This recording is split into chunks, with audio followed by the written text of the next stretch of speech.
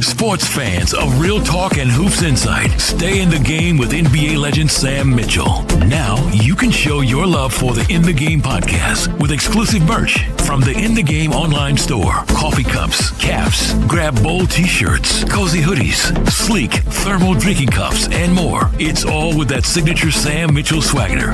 Visit InTheGameStore.com today and get in the game with Sam Mitchell, because it's more than a show. It's a lifestyle on the In the Game Network.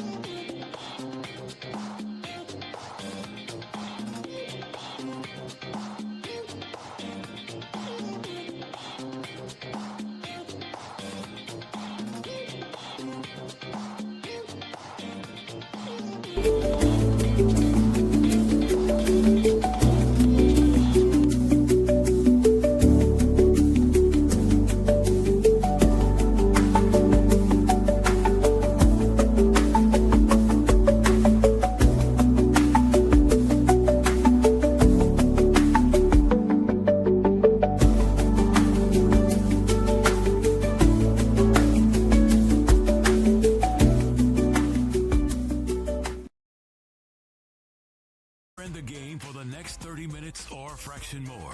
Thousands all over the world are dressed out, and yet only one man is ready to start. He played with Garnett and the Minnesota Timberwolves with a career that started with the Indiana Pacers and earned the NBA Head Coach of the Year with the Toronto Raptors. You hear him on Sirius XM Radio and saw him on NBA TV.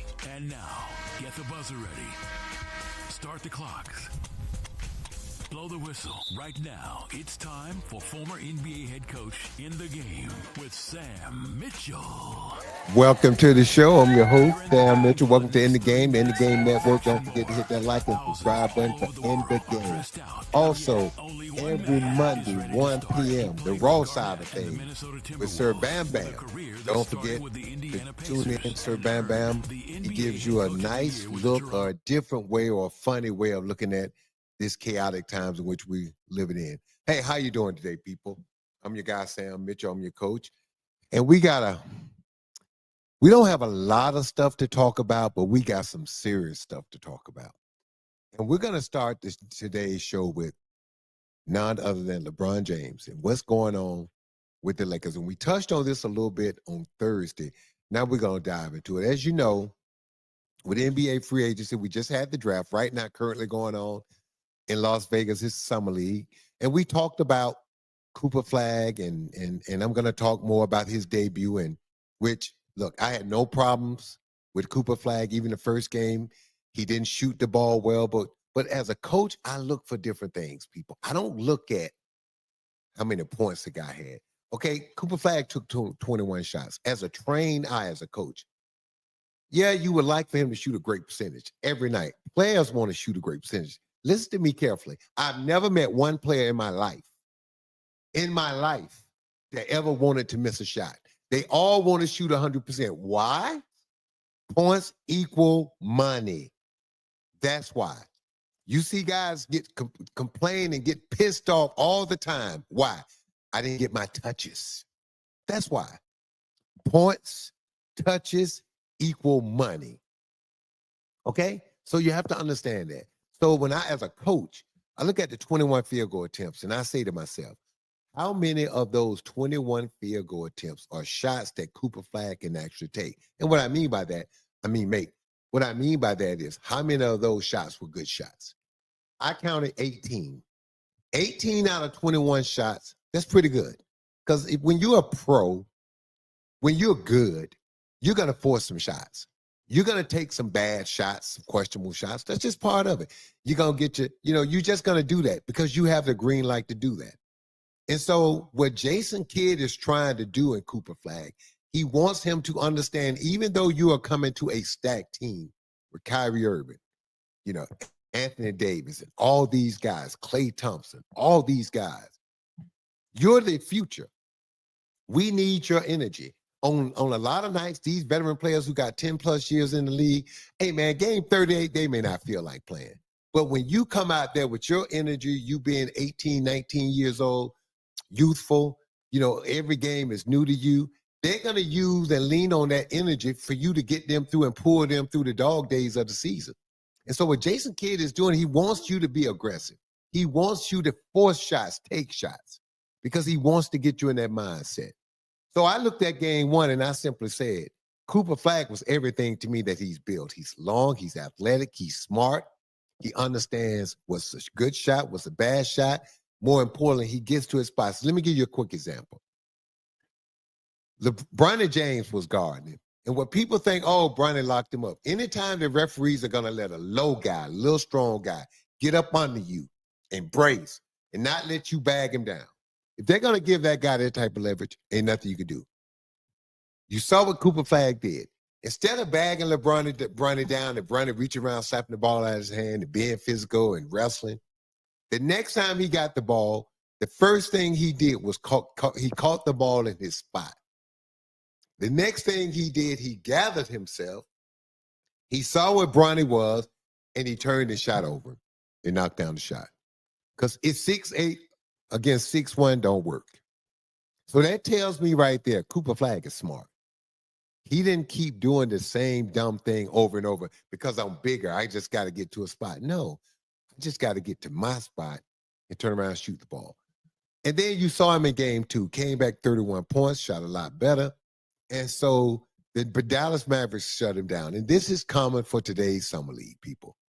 You're not going to risk high draft picks that you know are going to play an integral part of your team, playing in the Summer League with guys who are trying to make teams.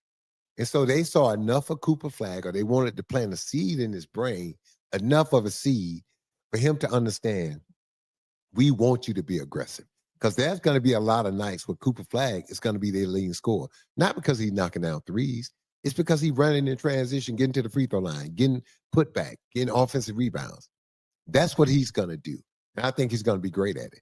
And so, look, Cooper Flag debut, and especially that game 2, lived up to the billing to me, because as a coach, as a trained eye, I look at things a little bit different than the normal person. All right. So, again, this wasn't as deep a draft as a lot of people thought, but the guy that was the headline, Cooper Flag, I think he's going to be all that we think he's going to be, and a bag of chips. That being said, now we're going to transition a little bit, okay?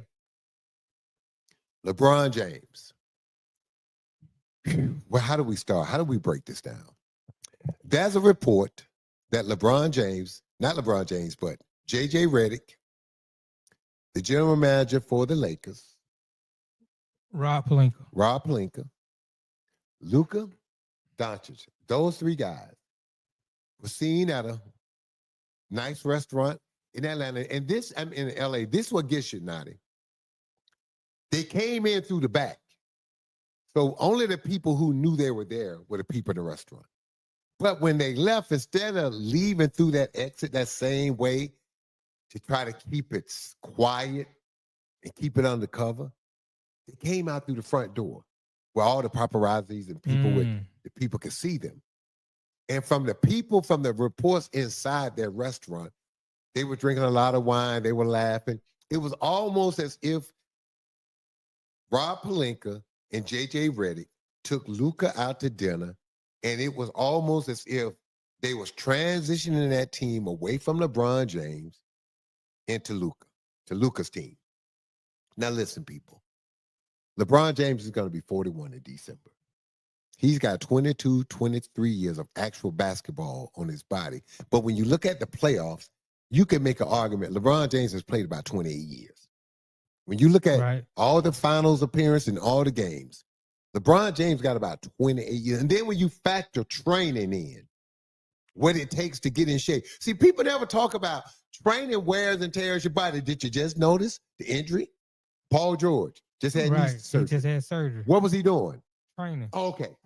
So now, I promise you, Paul George wasn't playing 5-on-5.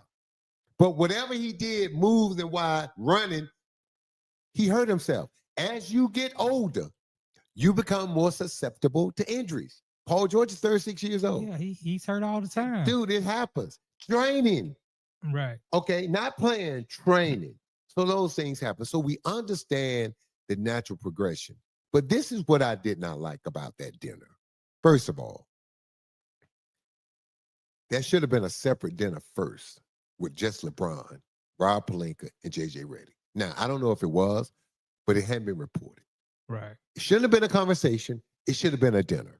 And if LeBron is not in town, you get your ass on a plane because you're flying private. You fly to Cleveland or wherever he is. You take him out to dinner and you show him your plan. Now, this is what I don't understand, Nadi. If the Lakers are in rebuilding mode, why has everybody got the Lakers pick 3 or 4 in the conference? Well, the media. Hold up. Explain to me. I don't see the Lakers as a top 14, even with DeAndre Ayton, even with Luka, even with LeBron. I just don't. I think the other teams in the West are better. Now, could they sneak in there and be a top 6 team? Maybe, because they were top 3 last year. Exactly. So they could be a top. But this is what I don't understand. If the experts are picking you top 3 or 4, right, what are you looking for if you're LeBron James? If you're on a team that's good enough to finish in the top 3 or 4 in your division, isn't that a championship caliber team? I would think so, but let me ask you, is it LeBron that's looking for something else, or is it the Lakers What that are it's looking for what I'm something else? telling you, look, if that's the team you have, that tells me that two things are going on. That the Lakers and LeBron both think they're not a championship caliber team. Think about this, Noddy. You got DeAndre Ayton, who's the number one pick. Right. You got Luka Doncic, who's the third pick. Correct. You got LeBron James, who's the number one pick. You got three guys. Your top three players were 1, 3, and 1 in the draft when they came out. Yes. Plus, you got other good players on your team. So again, this is why I argue with the experts about where the Lakers are sliding. You're picking the Lakers 3 or 4. Why LeBron wants to leave? Why would you leave a team that all the experts have you as high as 3 or 4 in the tough Western Conference when you look at OKC, Houston, Dallas, Denver, the Clippers, all these other teams, San Antonio, that have gotten better. But yet the experts think Minnesota, and yet the experts think if everything falls right, you can come out the West because you LeBron and Luka, LeBron and AD and DeAndre Ayton. But yet it tells me that the powers of be don't believe they're a championship team. Because why are we having a conversation about LeBron wanting to be either traded or bought out to a better situation? Because Rich Paul released that statement that LeBron going forward, he wants to put everything into having the best opportunity to compete for championships. Correct. Every year that he plays going forward. LeBron been saying that 7 years. But you told me that LeBron has one of the biggest IQs in basketball. Of Very course. So is after seeing what OKC and Indiana did, the depth. Do the Lakers have the depth? No. To compete for a championship? No, they don't have the depth. And you think LeBron understands that? Yeah, they don't have the depth, but now what we also saw is every team, all these teams are one injury away, one ankle sprain away.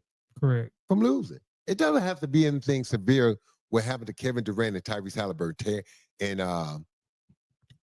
Damian Lillard tearing an Achilles. Yeah. It could be a sprained ankle at the beginning of a series or after game 2 or game 3. That can flip the series. You're right. And so and that's the thing about it. The Oklahoma City Thunder are ankle sprained away. So let's say they're playing the Lakers in the Western Conference Finals and Shea sprains his ankle.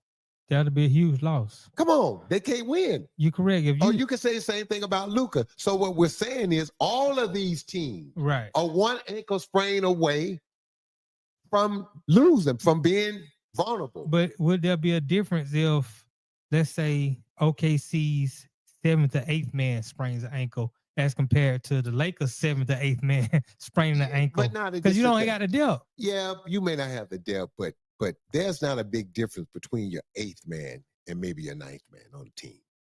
Maybe position-wise. Let's say if that 8th guy's a backup point guard or something, depending on the position. But it's hard for me reasonably to say that the 8th man of the team missing games, it'll hurt you when it comes to the depth. But it's not going to cripple you as far as one of your main top 3 guys, or top 2 guys. If LeBron or Luka sprains an ankle in a series, that's devastating. But any team, go down the list of all the best teams in the league. What does Cleveland look like if Donovan Mitchell sprains an ankle? They're done. Eric Mobley sprains an ankle. They're done. Okay, let's go down to the Knicks. Karl Anthony Towns sprained an ankle. I think any team. Okay, let's go. Keep on going down. I mean, we can say this. So this is my philosophy with the NBA. If you think you have a team that can win, you got to do everything you can do for this reason. Every team is one ankle sprain away from you leapfrogging them to beating them, to win the championship. So if you think about it from that standpoint, those things happen all the time. So, what it tells me that if the expert pick you as high as 3, and you're still talking about being bought out or traded, or the Lakers are having a dinner where they're basically embracing Luka, telling Luka, we're making this transition. And again, look, I do not have a problem with the transitioning of the team from LeBron James to Luka at all. My issue is, how is it going to be? How is it done? As I was saying, the first thing should have been those three guys, LeBron, JJ Redick, and Rob Pelinka should have had dinner. And it should have been explained to them. We think with you, we can win a championship. Well, you worked. But we got to start transitioning this team. Right. So what we're going to do going forward, when we look at starting lineup, when we look at the draft, when we look at trades, it's going to be with building this team around Luka, not you, around Luka's skill set. Now, Luka and LeBron got very similar skill sets. So it's not that big a thing. But what it does is it sends a different focus to the rest of the team and the organization that we're making this transition to build around Luka and his skill set, not LeBron. And so if you're LeBron James, listen, it happens to us all. Yes. Look, it happened to Magic, happened to Kareem, happened to Bird. I can go to every player in the NBA. It's going to happen. Now, the only way it don't happen is LeBron just steps up and says, I retire at the height, still averaging 25, 8, which he's not going to do. So I understand that, but they should have met with LeBron and had that conversation with him. Like, look, we're doing this. It's not going to change anything. And if I was the Lakers, I would do the same thing. Because how many teams, look, think how fortunate the Lakers have been. Dude, you had Jerry West. You had Wilt, Elgin Baylor. I know I'm going to miss some guys. Magic, Kareem, Kobe, LeBron. Look at the players the Lakers. Shaq. Right. That's what I'm saying. Dude, there's so many great players that have come through there. Dude, you think about an organization like, let's just say, but Milwaukee has some great players come through there, but not like the Celtics or the Lakers. Right. Indiana has some great players, not like the Celtics or the Lakers. The Knicks, nothing like the Celtics or Lakers. So when you look at those franchises, they've been fortunate enough to have generational type players that they can bring in and start building around them for the next 10, 12 years. Luka's going to be that guy, but I don't like the way it was done. I got a lot of questions for you. We're going to ask you, but let me ask you this before we go to the break. One question before we take a break. Because hey, don't forget to hit that like and subscribe button to In the Game Network, okay? Because you worked in the media and you still work in the media. You do a lot of radio. You did NBA TV. How much is the media's job to promote the game, to hype up the game, as opposed to really putting it out there like, this is the truth of the matter? Like, do they really expect the Lakers to finish third and fourth? Or they like, if we push the Lakers, because the NBA ratings been down the last 10 years or so. But I think, look, I think there's a lot of different things for why the ratings are down. I think load management. Look, now that you could have done load management, just don't talk about it. Just don't make it a big deal. You see what I'm saying? Hey, James Harden's not playing tonight. Don't feel well. Okay. You don't have to say load management. You could, from the beginning, when you wanted to do this, you didn't have to give it a title. So-and-so don't feel well. It's out tonight. Hey, so-and-so not feeling well. As a coach, precautionary, I'm going to hold him out tonight. It's 82 games. Happen in baseball all the time. But we always act like we got to be trendsetters. We always act like we got to set the tone. So we're going to come out and we're going to do it anyway. We're just going to, a guy comes to town one time a year, a star player, from the west to the east or east to the west. And we're going to pick this one time that he don't play. And we're going to tell you, he ain't hurt. He ain't sick. I just think he needs a rest. And you get your ass up 5-6 days a week, work from anywhere from 8 to 12 hours every day. You can't even dream what your pay is compared to what the athlete's pay is. You don't miss pay. Listen, you don't finish this discussion. Listen to any game, your own family.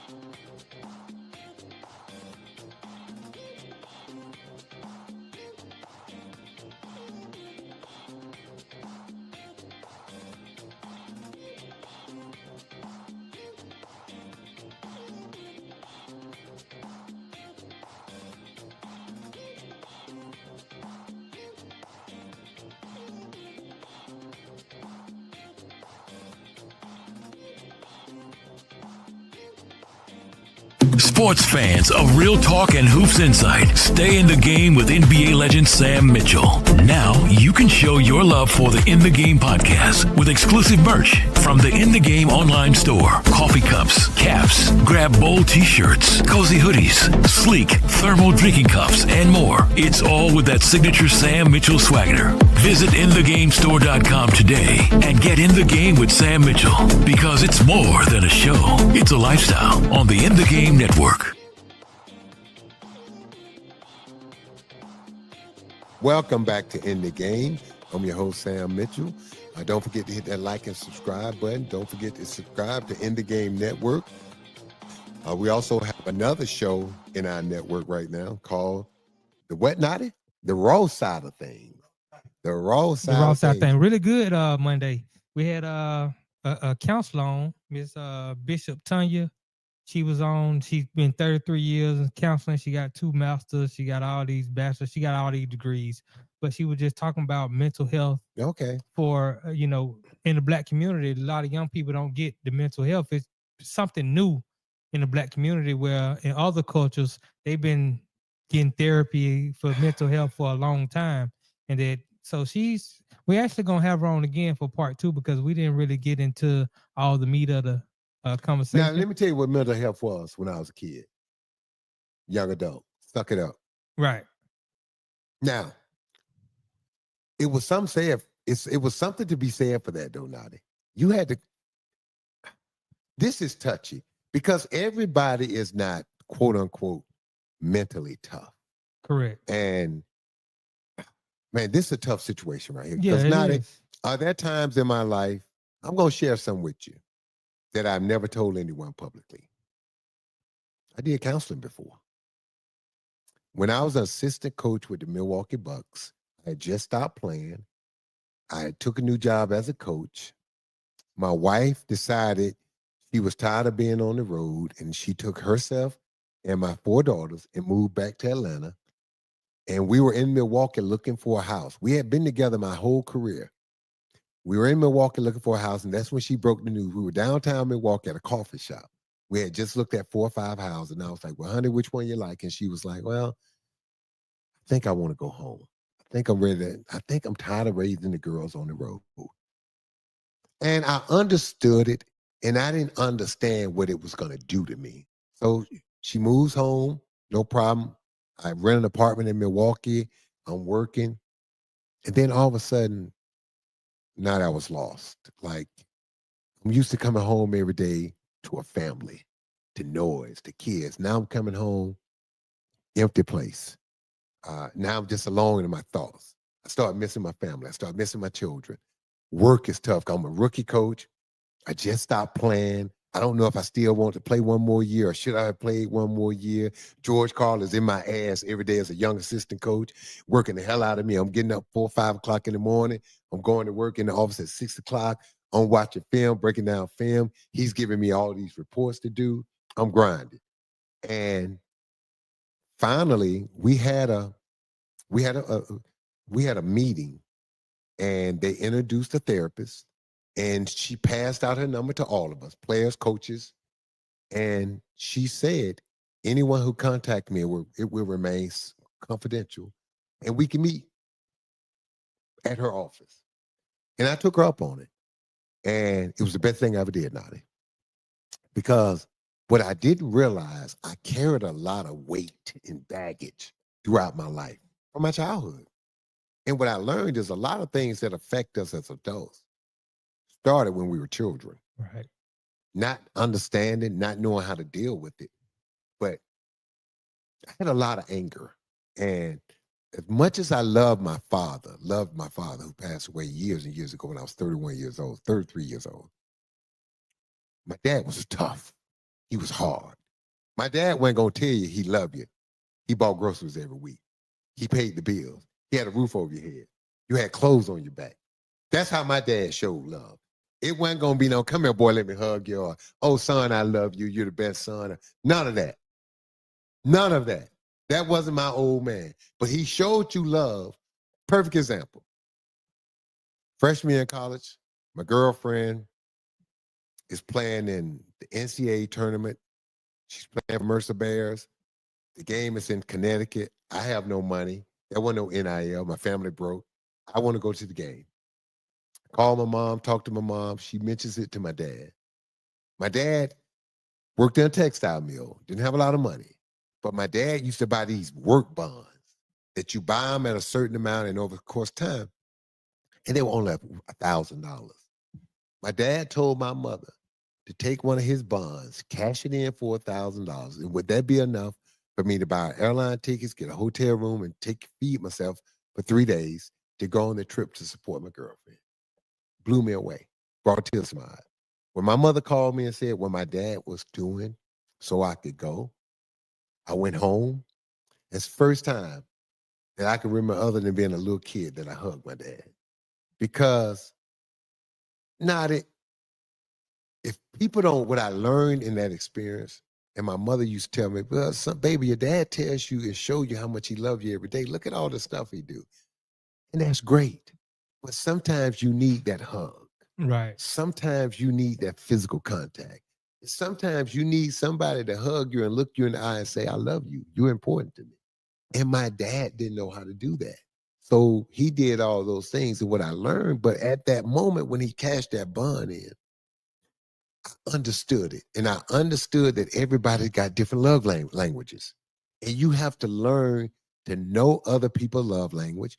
And you have to learn to accept their way of loving you. Look, it would be great if everybody loved me the way I needed to be loved. Right. But it don't always happen like that. You got to learn to accept the love, how people love you.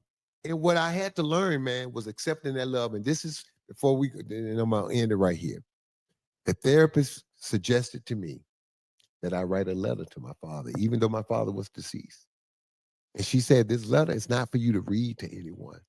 It's between you and your dad. And so I wrote this 6-page letter, all my thoughts, all my hopes, all my heartaches, all my anger, but all my love. I wrote in this 6-page letter. And I read it out loud in my apartment. And it just paralyzed me.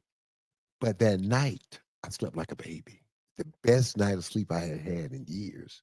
Because all that stuff inside of me, what she helped me realize was that I didn't think my father really loved me. But she showed me how to identify people's love languages. Oh, that's and as a person who went through life as a young age, because I didn't grow up in a family that said, I love you a lot. Like, for instance, my ex-wife family. Oh, my God. Everybody come in the house gonna hug you.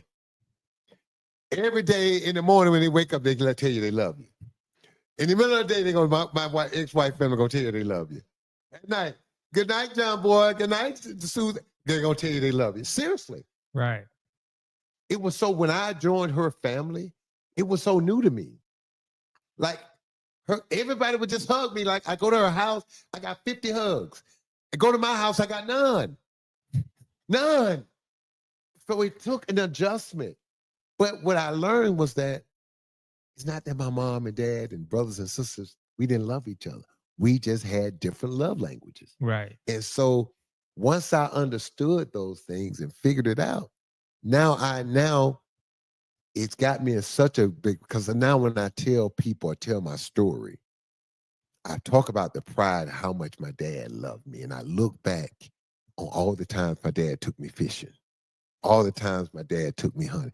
Now that I was with my father on the weekends, just about every weekend, because my dad was going hunting and fishing on the weekend. He worked 12 hours a day, Monday through Friday.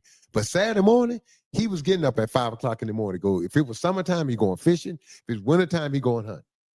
And he always got me up and took me with him. And now this is a strange thing. That I said to somebody yesterday, my dad never called me Sam or Samuel, or my nickname or pet name, Bunk, B-U-N-K. Guess what my dad called me? Little nigga. Well, you done lost your mind. No, not it. Those people, boy. Boy. That was my next guess. Listen what he said. This was my dad. I call home, my mother would say, that boy called today? Because my dad expected us to call home every day to check in. That's how they talk back then. I didn't talk to my father every day. I may have talked to my dad once a week because he wasn't going to answer the phone. If my dad was home by himself and the phone ring, you had to dial, let it ring for 10 times, then hang up immediately and call back. Then he knew it was one of the kids. But other than that, my daddy wasn't answering no phone. Period. Wasn't doing it. He saw his boys every day on the corner. Right. When he leave work, he ride through Uptown, what we called it. Right? So he saw his boys every day. They weren't called, look, they saw each other every day. Whatever they had to say to each other, wait till the next day on the corner or at the juke joint house. All right? That's where they hung out at. Right. So my dad didn't answer the phone, but now they taught me how to identify and appreciate and accept, more importantly, how to accept that love. Right. And how to understand that I was loved. I just didn't understand it. So do you think Rob Pelinka wrote LeBron James a 6-page letter? No. Because I'm asking this because do you believe that Rob Pelinka and Jeannie Buss, and I know that she sold the team, but she still has a little bit of say-so as of right now. Do you believe they going off that Bill Belichick mind of thinking No. Let me tell you what's happening. Okay. The new owner, this is coming from the new owner. And now he's the best person to do it. He don't have a relationship with LeBron. So if you're going to break ties, look, man, whenever you come into a new situation, you buy a team, you're the boss, you're in charge. To make everybody comfortable, if you're going to keep the people that you have, if you've identified who you're going to keep, the first thing you do is call them in your office and give them a new contract or give them a raise. Because you just made them your guy, your person. Everybody else, let them go that day. First day. Because the people that you don't call in and give a contract extension to, guess what they're going to spend the next time doing? Looking for a job on your time. They're not going to look for a job because think about it. The best time to look for a job is from 9 to 5. Well, your ass work from 9 to 5. So how you going to look for a job when you're working? Hard to look for a job on Saturday and Sunday. So if you're looking for a job and I know I'm about to be out of a job, I'm going to sit my butt right here at my computer, the computer you provided for me, and I'll start sending up my resume looking for a job. I'm going to spend 30% of my time working for you and 70% of my time looking for a job. And now you can't blame them. That's why if you're not going to retain them, let them go that day. Don't let people linger. Don't let people work for 2 weeks, 3 weeks, 2 months, and then say you're going in a different direction. No. Because people are going to say you used them. Even if you tell people, I'm going to give you a 2-month trial period, no. Either keep them or let them go. Because at the end of 2 months, they could have been horrible. And they know they were horrible. But that's not going to be the case. So you make your decision. So look, I understand the direction the Lakers are going. But what I don't understand, if you got Luka, LeBron, and DeAndre Ayton, how you don't expect to win? So, and my question, I turn it around to you. Why doesn't LeBron think he can win with Luka, Ayton, and all the rest of the players they got? Because they got some other good players on that team. That's a good question. I mean, I think it comes down to a matter of understanding the team and the team having. So you depth. said something earlier about depth. They don't have a lot of depth. Or like me and you discussed earlier, I know LeBron had a great season last year at 41, but last year is last year. Yeah. Now that this is how it works, you can go to bed feeling at your actual age can be 34, and you can wake up the next morning and feel 38. LeBron James can go to bed at 40 and wake up and feel 45 with the mileage on his body. And there's no way of knowing it until it happens. So you can fall off that cliff when you get to a certain age, quick, fast, and hurry. So I understand the transition. What I don't like is I would have first met with LeBron. And then I would have still had that dinner with Luka. Because now you got to start forming that bond, that relationship with Luka. You just have to. And look, when LeBron opted in for that $52 million, which again, I don't blame him. He earned it. 24.5 points a game. 8 rebounds, 8 assists, second team All-NBA. Team finished third in a tough Western Conference. Hey, man, he earned it. But what you also did was you made it almost impossible for the Lakers to improve that team other than adding DeAndre Ayton, who you didn't see that coming.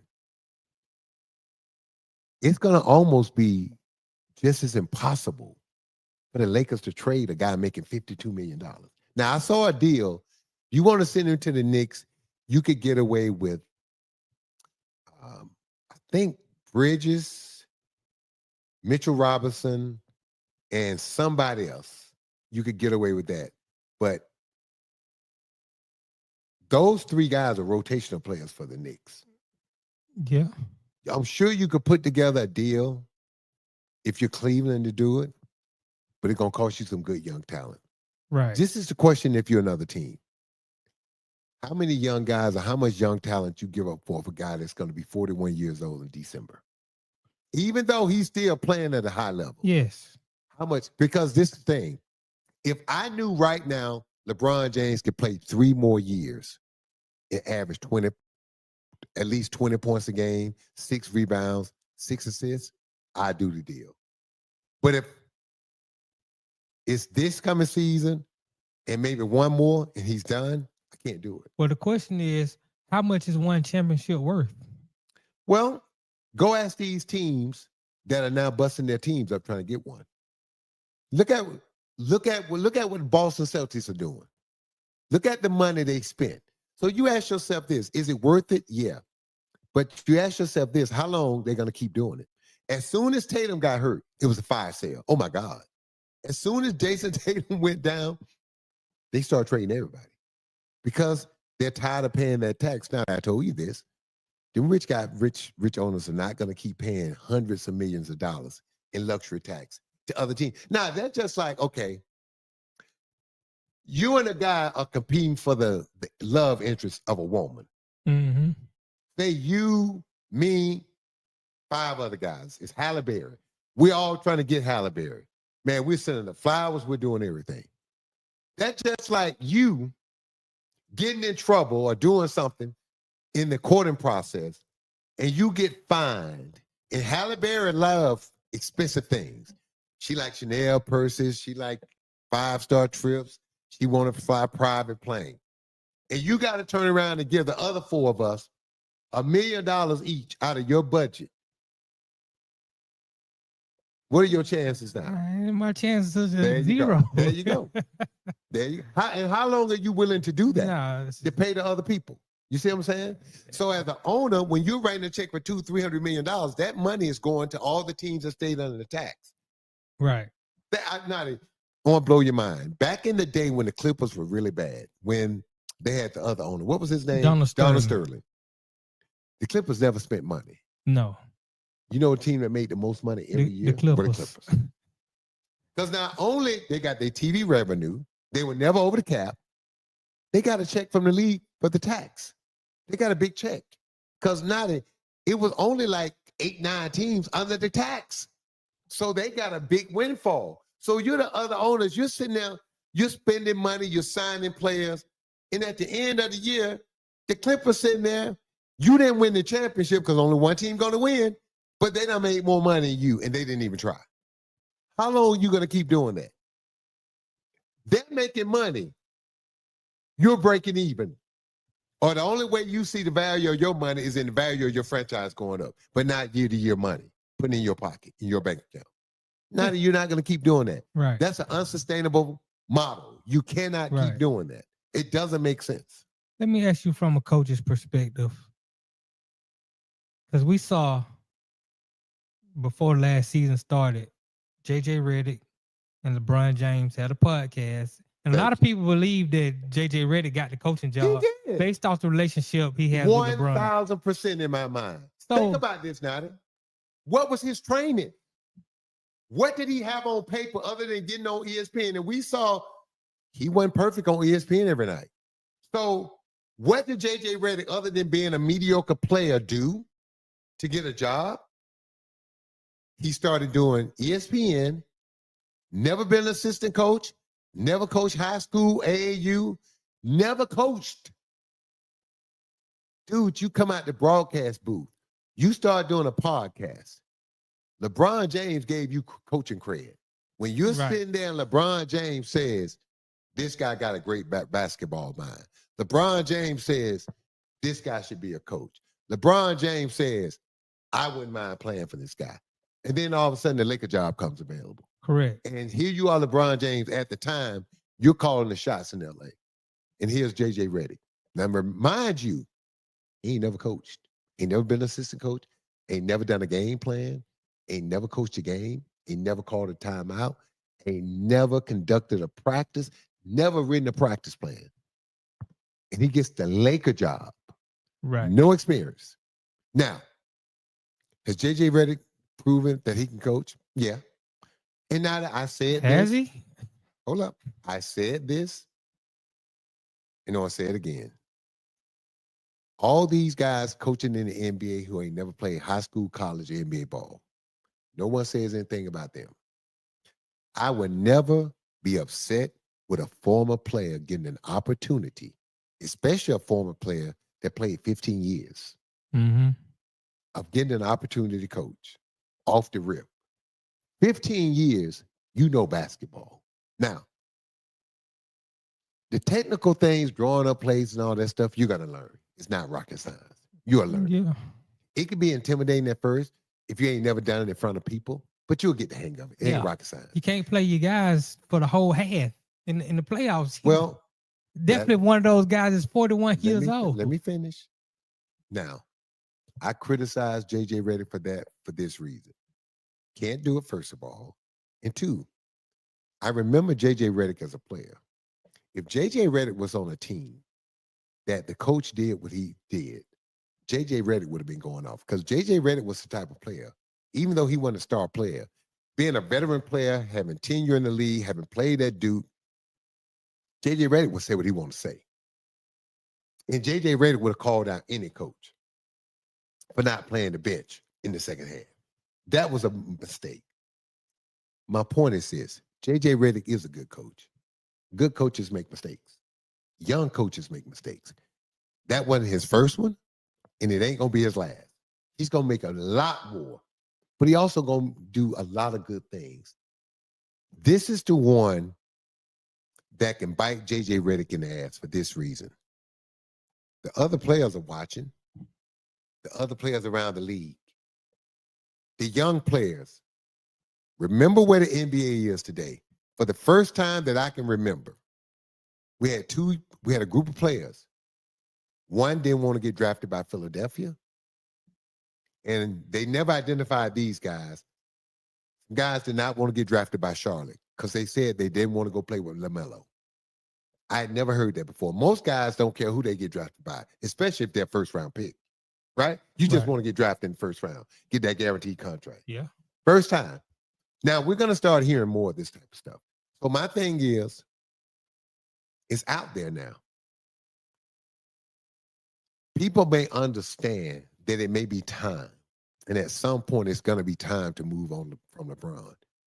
How you do it is very important. You cannot be seen as disrespecting LeBron James. Remember now, you may not like LeBron. You may not like some of his decisions.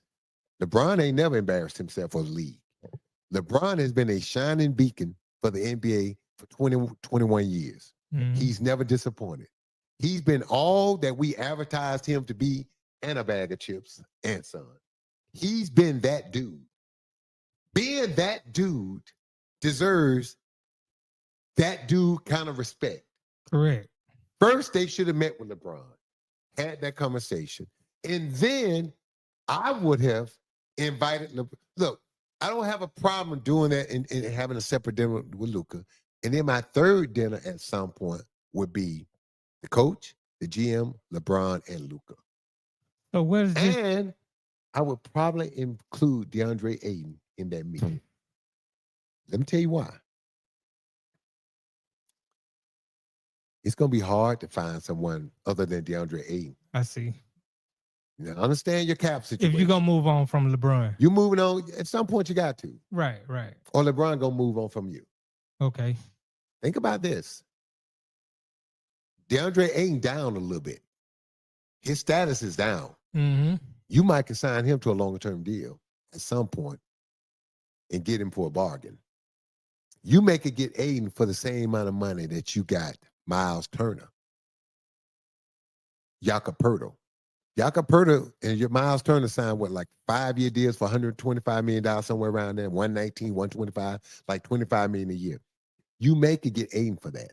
Remember now, that'll be a hell of a deal if you can get him to a deal like that.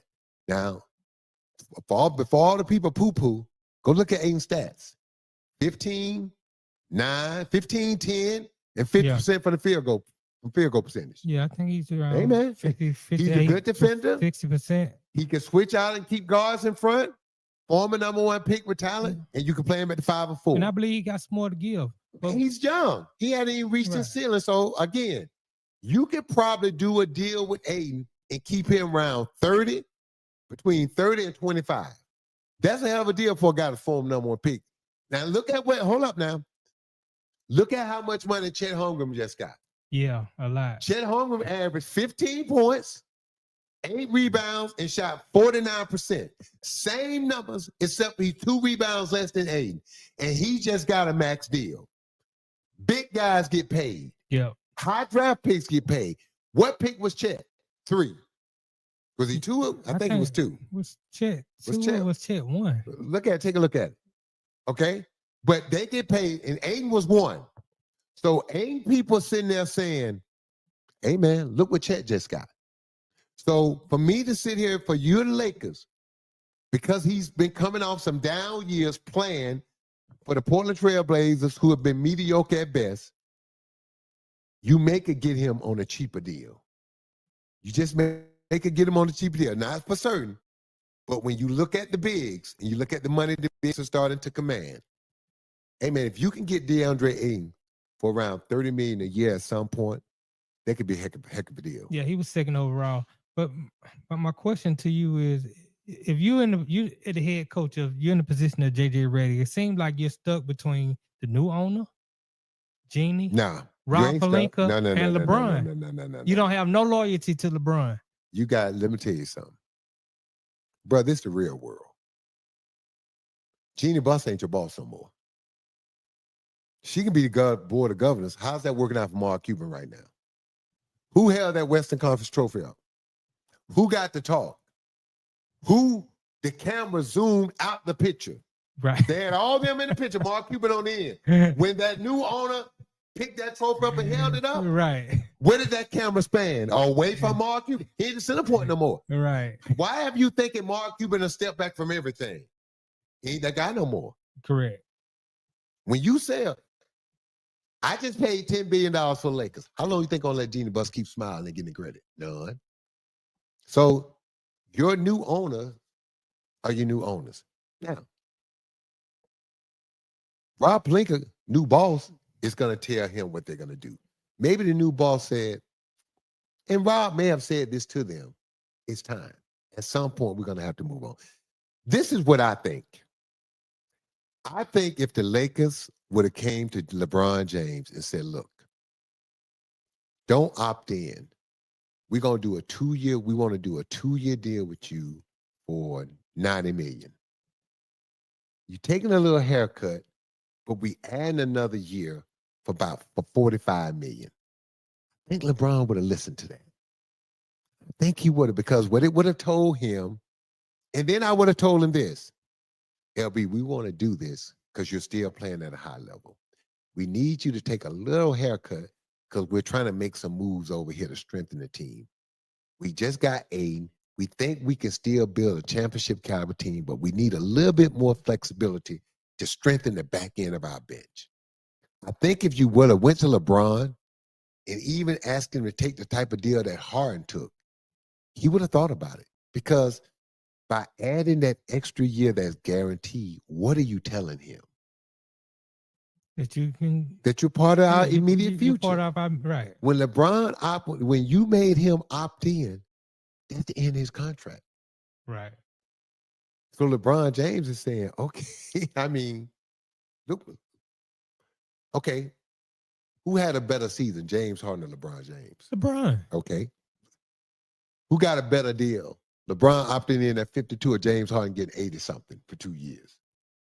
James Harden. Because James Harden, he's got $40-something million this year and $40-something million guarantee. So my point is, if you would have went to LeBron and say, look, LeBron, we need you to take a haircut. Can we pay you 90? Can we pay you 95? Can we do 85?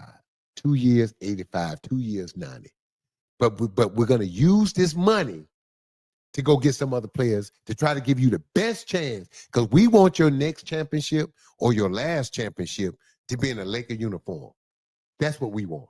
Right. I think he would have listened. But we don't know how much longer LeBron is planning to play. I mean, it could be this year, it could be 2 more years. Listen, if they would have came and offered him a 2-year extension, we would have known LeBron was playing 2 more years. Right.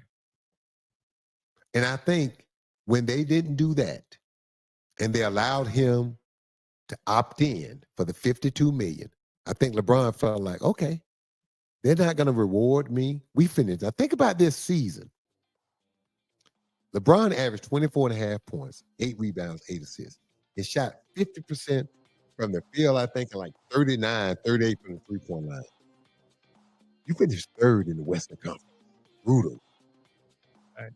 And my reward is I opt in, and that's it. My thank you is I opt in, and that's it. James Harden had the same similar season. Got beat in the first round just like we did. They went for at least most game 7. Didn't play well at all in the game 7. He gets a 2-year deal. I can listen. No offense to listen. Listen to the game and the whole family.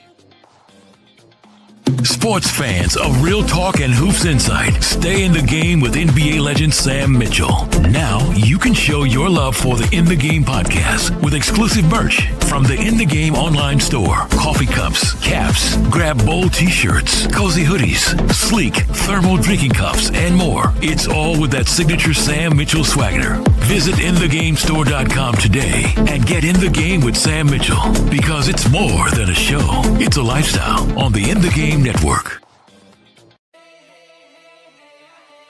we're back on the In the Game Network with Coach Sam Mitchell. Welcome back to In the Game.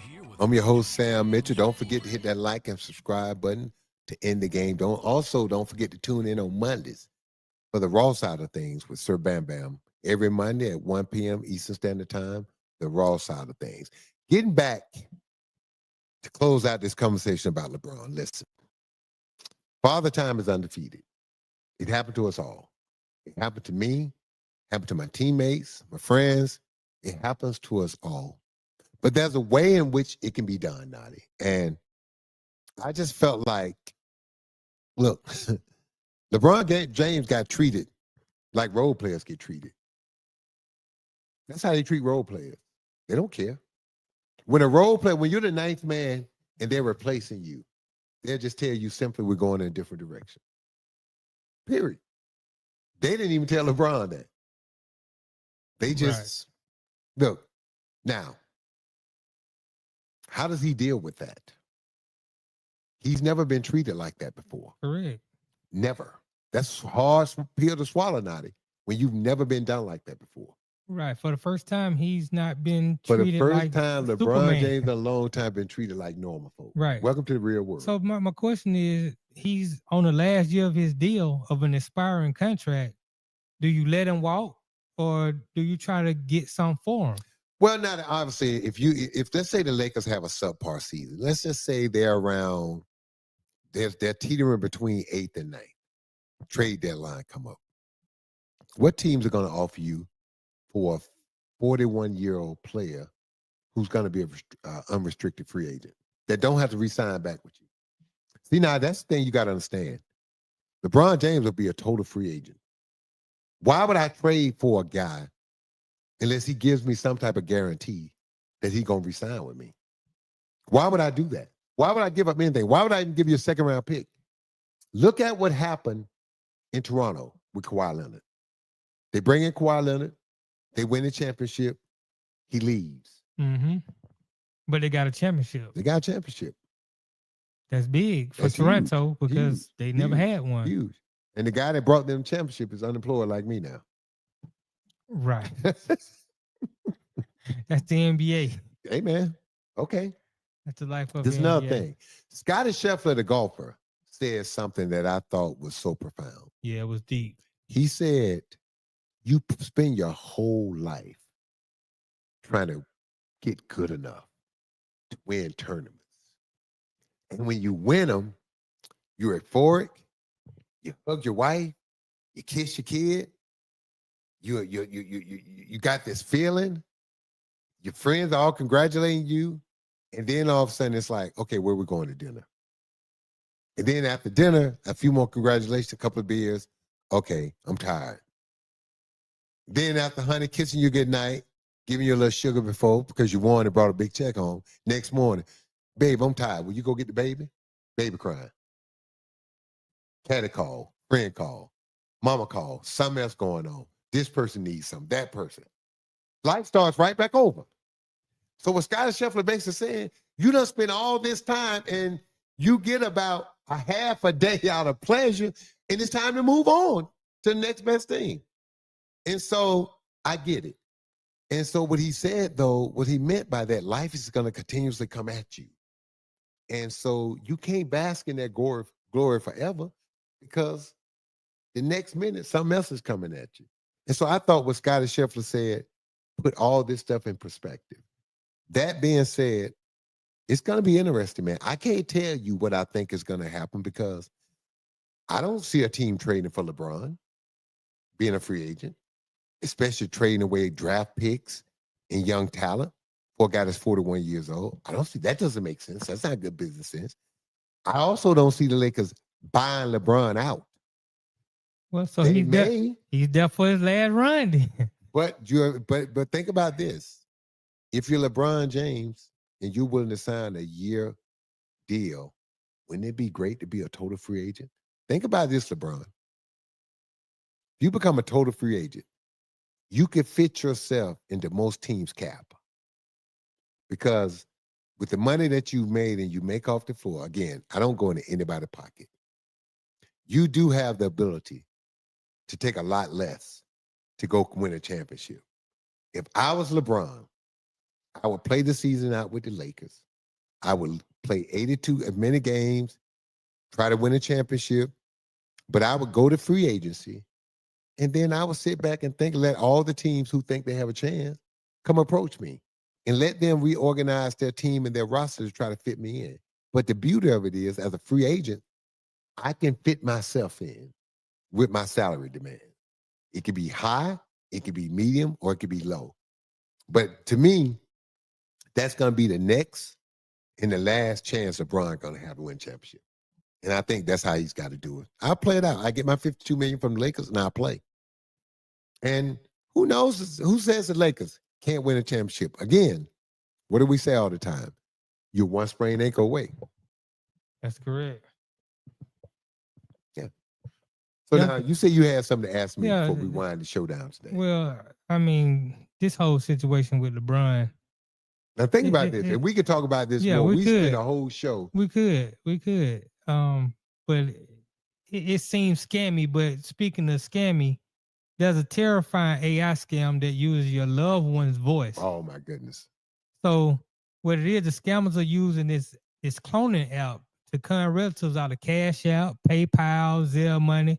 They only need like 5 seconds of your voice to call. I know, I've seen it. The AI company that I'm with, Culturify, they could do that. Now that my AI guy, Robert Johnson, president and owner of Culturify, he told me this. In a few years, actors won't be acting in movies. It'll be their AI that's acting. Because once they get their body movement sound, once they get their voice pattern down, on that screen, they can generate an AI version of that person. And that person can do that. But there got to be some in place. But you're still going to have to pay because you're still using, let's think about it. Right. You're still using, if it's Denzel Washington, you're still using his face, his name, his image, his likeness. Right. So Denzel is still going to get $25 million or whatever he charges. Okay. He's still going to get his money. He just don't have to go do the physical work no more. Right. And it's also, it sounds so like he's going to get paid if they do it right. Name, image, and likeness. They can probably use, like, actors and actresses don't ever have to get old. That's true. You could create a movie around them in the time frame based around them in their life that you want. So for instance, if you want to do a movie with Tom Hanks and you don't want him to get any older than what he is right now, boom, done. Or you could probably go back when he was still Saving Private Ryan and get that Tom Hanks. Yeah. And build something and do it. But that's scary, man. Real scary. I mean, you can have somebody call you and I'm in a bind. One of your close friends, I'm in a bind. I need you to send me X, so Y, you know what Z. I want to tell them? This is what I'm telling them. If you're out of town, you got to get on Zoom. If you're in town, you got to come see me. We got to meet. So if you're out of town and you calling me for money, we got to do a Zoom. I got to see your face. You got to ask me and I know it's you. And if you live in town, you got to pick up the phone and call me, have me meet you at a coffee shop, and I give you the money. Right. And you ask me. But it don't always just gotta be money. It can be somebody saying, I'm in an emergency situation. My tie down, I'm busted up here. I done broke down. I need you to come over here and get me. Well, you better come show me. You better take a picture on your camera phone and send it to me. That's an opportunity for the robbers to get in your house, or maybe they send you up an ambush. Okay, I hear all that, but you better show, if it's something like that, you better show me something real that I know is tangible. So you better send me a picture, or you better put me on video. Put me on video, show me the traffic. Right. Walk around the car. Right. You see what I'm saying? I'm gonna get around that. Right. So if you calling me, asking me for something unexpected, expect me to ask for some things unexpected that I need to see. The issue is, and you up on it, and a lot of young people up on it, but there are a lot of older people. That's where they're gonna get them. Right. And they already, and I hate this, that a lot of elderly people are oftentimes taking advantage of. Like in my line of work, you know what the stuff I do. You do a lot of home repairs for people, and they get contractors right. And I talk to some of these my clients. I get new clients, older people, because when I go in there and assess the situation, and I get to listening to them, they've dealt with somebody else who just really totally took advantage of them. Yeah. And I'm like, man, I can't believe you did that. You paid that, or they did you like that. Well, but now the people don't know, and the older people, they don't know. Right. I'm gonna read something to you, man. You know, last week we was talking about Harry Truman when he said, and I didn't get the quote right. He said, "When people call you a socialist." Right. All right. I'm gonna read you something from Lyndon Baines Johnson, president after Robert F. Kennedy was assassinated, from Texas. This is what he said. He was asked this question. LBJ was once asked why poor white Republicans repeatedly, and all this is caps, repeatedly vote against their own best interests. Lyndon B. Johnson was once asked, why do poor white Republicans repeatedly vote against their own best interest. And what he's saying, the question is, they vote against stuff that can help them. This is what he said. And this was his response. If you can convince the lowest white man he's better than the best colored man, he won't know you're picking his pockets. Hell, give him someone to look down on, and he'll empty his pockets for you. Now, that's when you let racism make you so stupid and so blind. What Lyndon Johnson is saying that, let's just say there's some legislation on the table that's going to raise all poor people to above the poverty line. It's going to include health care. It's going to include a retirement. It's going to include free college education for those students living below the poverty line. And what Lyndon Johnson said, they will vote that down because minorities, blacks, Hispanics, and others would also be included. So they rather not have it. They rather hurt themselves and hurt them children, hurt their children, than to be helped if it's going to help others. And this is what's crazy, Nadi. Rich Republicans know that. They seize on that. And they hold you down. Now, I'll give you a quick story before we sign off. I went to West Virginia, to coach Darren Peterson. Practice. He was playing for AAU team, and then he was playing at this prep school. Darren Peterson, the highly touted prospect going to Kansas. Already at Kansas right now. I flew into Charleston, West Virginia. White lady from West Virginia picked me up in the Uber. I had a 45-minute drive. And I had never been I'd driven through mountains. I ain't never been to mountains like this. I mean, people living on the mountain. We're up and down in the mountain, around. Just the mountains. Yeah. So I'm fascinated. Her and I strike up a conversation. 45 minutes in the car, you're going to talk. She's telling me that people wake up in the morning, find bears in their trash can and this and that. I'm like, wow, that's crazy. So her and I start talking politics. And I said to her, so I'm going to do a little test with you. I said, do you mind if I ask you, are you a Republican? Yes, sir. I'm a Democrat from Georgia, African-American, white Republican, West Virginia. I named about 7 to 10 issues. We agreed on all of them. A lot of times, her and I was laughing. Right. She said, wait a minute. You're a black man from Georgia, a Democrat. I'm a white woman from West Virginia, a Republican, staunch Republican. And you're telling me you and I agree everything. She didn't hate people. She had her beliefs. And I mean, she was a Republican. Right. Anti-abortion, anti-this. Yeah. But guess what? We found common ground on abortion. We found common ground on immigration. We found common ground on everything. Just by having, now Nadi, we didn't talk for years. We didn't have to have a summit. We drove from the airport in 45 minutes. Correct. And I tell you right now, I can sit down with that woman and have lunch or dinner and be just fine and comfortable. We agreed on everything. And she looked at me and she said, it's that damn media. Yes. And them people make us hate each other. Because them people tell us we need to hate y'all because y'all believe this, this, and this. And then they tell y'all probably y'all need to hate us because we hate y'all. And it's not that we hate y'all. We hate this, this, and this. And what does the media do? This is what I told her.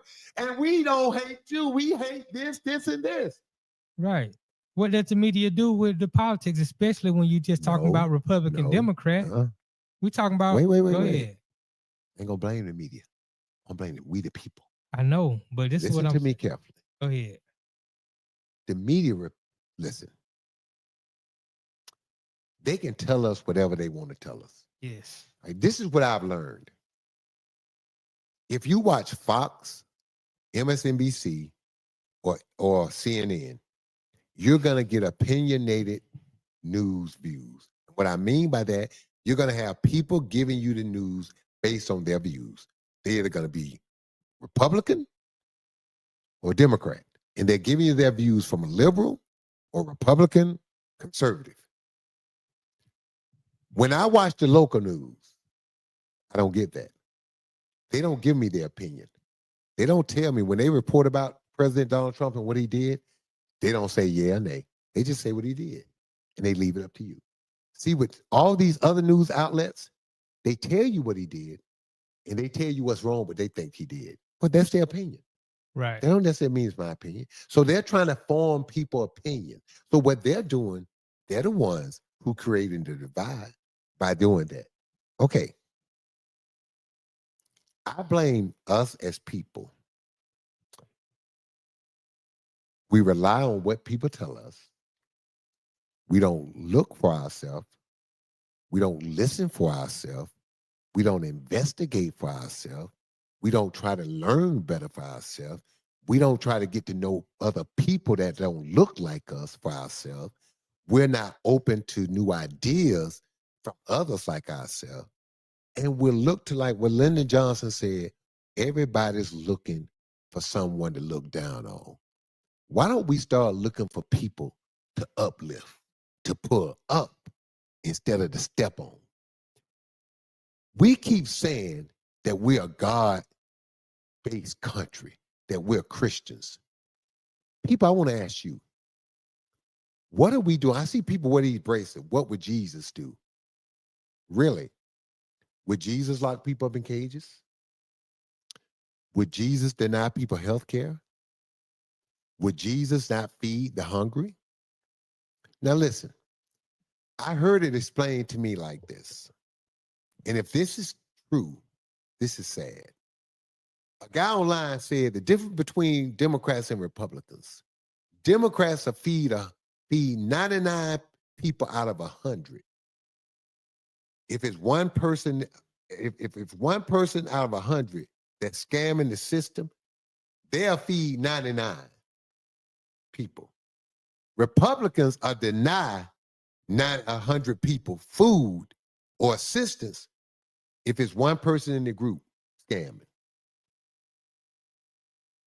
Where's that God like? Listen, people who are able to work should work. I'm 1,000%. I get my ass up every day since I was a teenager, since I was 14, cutting grass, delivering newspapers. Since I was 13 years old, I've always worked. I saw my dad work from the day I was born to the day he died. Saw my mother work in a textile mill for 30 years, 12 hours a day. No windows. Have to ask for a bathroom break. I come from a working family. I come from a family that paid its bills and paid its taxes. Right? But I also come from a family that's not stupid. My mother educated me.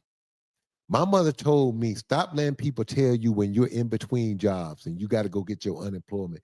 You put on your Sunday best and go get your unemployment with a smile on your face.